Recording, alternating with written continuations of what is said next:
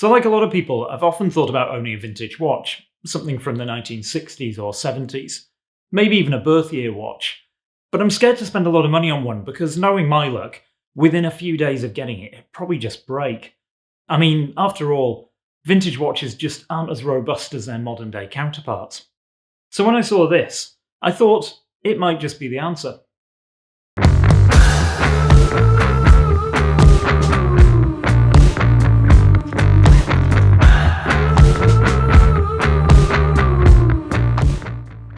So if you're new to the channel, welcome. My name's Simon and I mostly talk about watches. And if watches are your thing too, then please click that subscribe button and come and say hi in the comments, because I do try and read all of them. And if you're a returning viewer, then you might remember that a couple of months ago I reviewed a new release from what I think is a very underrated Swiss brand, ALPINA. I was pretty impressed by that one, and while I was browsing their site recently, I came across another watch, albeit one released in 2021, that really spoke to me.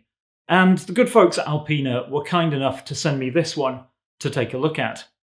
In recent months, I've been increasingly finding myself scouring auction sites, looking at vintage watches from the 60s or 70s.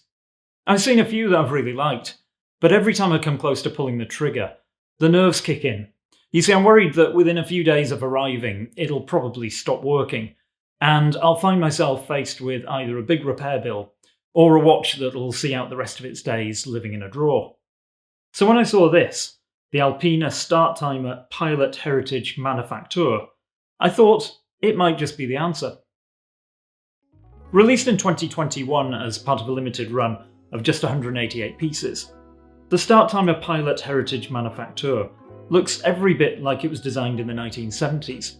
And indeed, it is based on a vintage piece. But the thing that I think makes this watch really special is that it features a movement that you don't often see in modern watches either. But more about that later. It's got a 42mm case with radial brushing on the top, polished edges, and longitudinal brushing on the sides. They also do a version in gold, which I assume is a PVD coating. The crown is positioned at 430. It doesn't screw down, but after all, this isn't a dive watch. But it still has a useful 100 meters of water resistance. The dial on this version is also silver, with fine vertical brushing, but in some lights it can look almost white. It's a three-hand configuration with no date complication, and the hands and the applied indices are polished and filled with a red lume, which actually glows amber under a UV light. I haven't seen red lume on many watches, but I really think it helps to give it that 1970s vibe.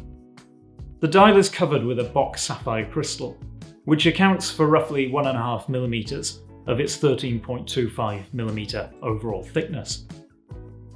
But the real star of the show comes when you turn this watch over, and you see the movement through that beautiful exhibition caseback. But before we get into that, guys, if you're enjoying this video, please hit that thumbs up button, as you'll really be helping the channel to grow. So the movement that ALPINA have used is their AL709, which is an in-house caliber, hence using manufacture in the name. The AL709 is what's known as a bumper movement. Bumper movements are similar to other automatic calibers in the fact that they use a rotor or a counterweight to generate energy.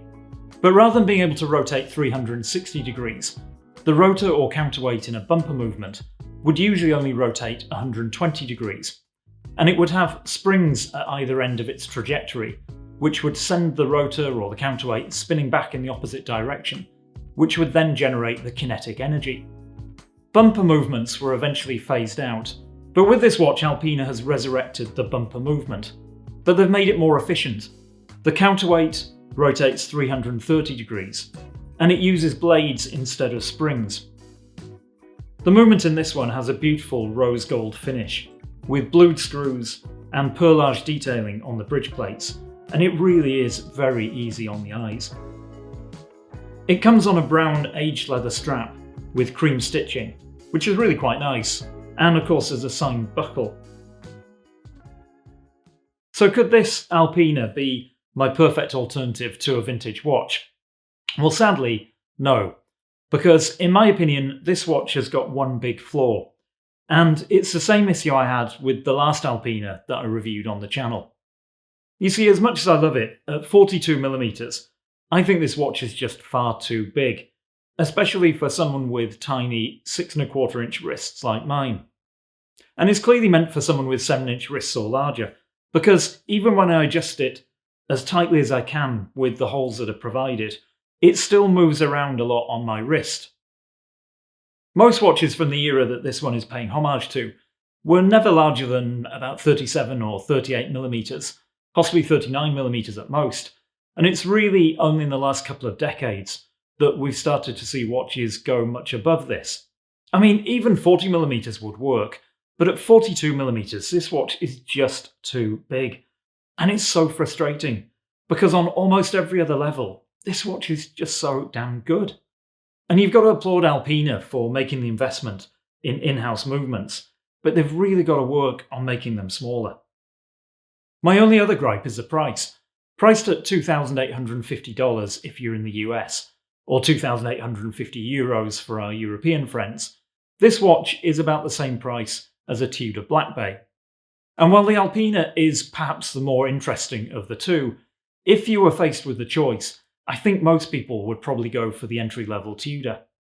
Anyway guys, that's it, but let me know what you think of this ALPINA, so hit me up in the comments. And if you enjoy chatting about watches with other like-minded people, then why not hop onto the Escapement 24 Discord server? I'll leave a link to it down in the description, kind of down about here.